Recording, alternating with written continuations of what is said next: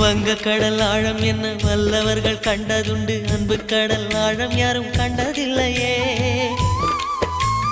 என்னுடைய நாயகனே ஊர்வணங்கும் நல்லவனே, உன்னுடைய அன்பு கந்த வானம் எல்லையே.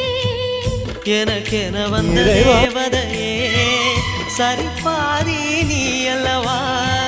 நடக்கையில் உந்தன் கூட வரும் நிழல் போலே நான் அல்லவா.